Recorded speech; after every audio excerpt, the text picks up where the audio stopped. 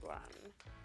What are you watching on TV? Right now, I'm currently watching the Japan episodes of Queer Eye, which I am completely in love with. I've actually watched them all already and I'm re-watching them. I love seeing these guys in a whole nother place and I want more. Please guys, more Queer Eye Japan. Do it. What food do you hate?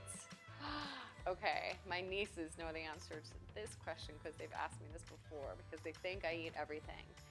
I am not a fan of blue cheese. I used to love it. There must be something going on. As I'm getting older, I just can't handle the moldiness of it. I just can't do it.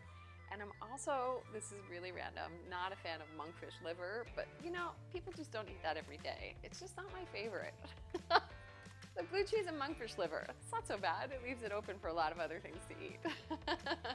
What foods do you always have in the house? Okay, there's always lemons.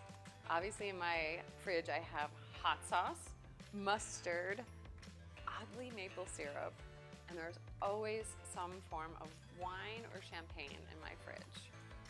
I guess I could make a meal out of those things. What is the biggest mistake you've made in the kitchen? Okay, this question haunts me because when I was a young culinary student, when I was taking my first practical, I froze when I had to butcher a chicken. And while I was trying to figure out how to cook this chicken, I had this New England clam chowder on the stove and the heat was too high and it separated and I failed my practical. I have never made that mistake again and I can cut a chicken with my eyes closed. So I learned from my mistake. And let's see what else we got here. Who is your biggest role model? That's a great question. I find inspiration in many people other than just chefs.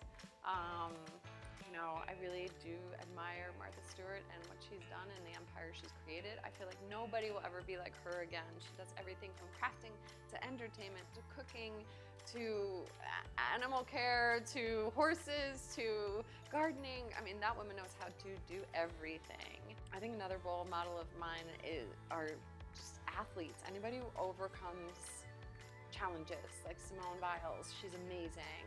You know, like Michael Phelps, you know, he's such a great athlete, but then he talked about, you know, struggling with depression. Anybody who overcomes big obstacles, you know, they really inspire me.